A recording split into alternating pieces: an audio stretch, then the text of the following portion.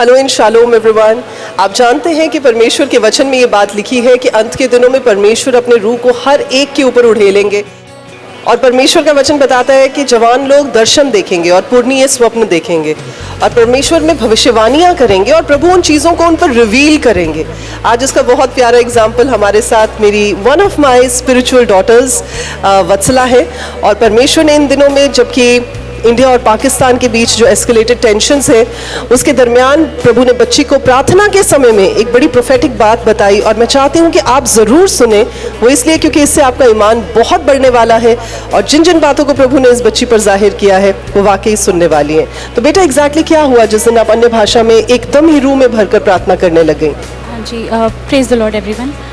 पासी, जब मैं बैठी प्रार्थना में तो जैसे ही टंग्स के बाद प्रार्थना ख़त्म हुई टंग्स की, तो प्रभु ने मुझे विज़न दिया कि पाकिस्तान में जो अपना वॉर का टाइम और दोनों नेशंस उस चीज़ में इन्वॉल्व थे, पर कल सीज़ फायर की बात शुरू हुई और सीज़ फायर से पहले प्रभु ने जाहिर किया कि बहुत से लोग इस चीज़ के लिए प्रार्थना कर रहे हैं कि पीस आए, दोनों नेशंस में आए, because he says he is the Prince of peace. Awesome. और जैसे ही सीज़ फायर की बात हुई, हम लोगों ने शुक्र किया कि प्रभु ने हमारी वो प्रेयर रिक्वेस्ट सुन ली जी। पर जैसे ही सीज़ फायर के बाद हमें पता लगा कि पाकिस्तान की तरफ से सीज़ फायर का वायलेशन हुआ है, तो मैं एकदम आत्मा में भर गई और प्रभु ने वाकई मेरे थ्रू बात करी कि जब मैंने बोल दिया है पीस रहेगा तो उसके खिलाफ आप नहीं जा सकते हो। Wonderful. Once I say to be obedient, you have to be obedient, you can't go beyond that. तो उसी समय प्रभु ने ये भी बोला कि इंडिया की जो बॉर्डर है,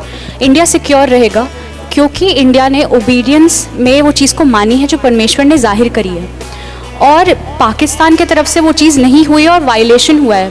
बेसिकली उन्होंने प्रभु के खिलाफ जाने की कोशिश की है। तो जो भी पाकिस्तान में अभी चल रहा है वो थोड़े बड़े स्केल पे हो जाएगा, लोगों की चप्पलें नीचे गिरी होंगी ज़मीनों पे, खून होगा, लोग चिल्लाएंगे और वो ऐसा मंजर होगा कि पाकिस्तान नहीं झेल पाएगा।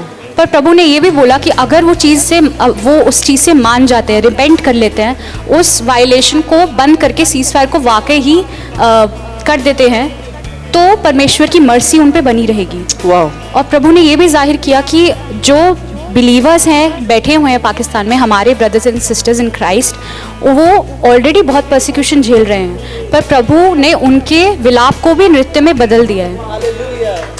उन्हें कुछ नहीं होगा, उनके आसपास के लोग उस चीज़ का मंजर देखेंगे बट उनके ऊपर हानि बिल्कुल नहीं आएगी। वंडरफुल। तो प्रभु ने ये जाहिर किया। सो बेसिकली परमेश्वर ये बात बता रहे हैं कि जब परमेश्वर ने शांति का ऐलान कर दिया है तो उसे हम वापस मुड़कर अपने दिमाग से नहीं चीज़ों को तोड़ मरोड़ सकते, और जो करेगा उस पर परमेश्वर का एंगर, परमेश्वर का रौथ दिखाई देगा।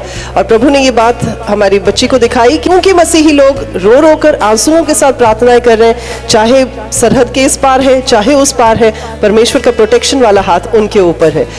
सो आज हम आपको इस बात के लिए जो प्रभु ने अपने बच्ची के ऊपर रिवील की है, आपको इनकरेज करना चाहते हैं। सो डरे मत, परमेश्वर का हाथ थाम कर आगे की ओर बढ़ते चले जाएं। God bless you all.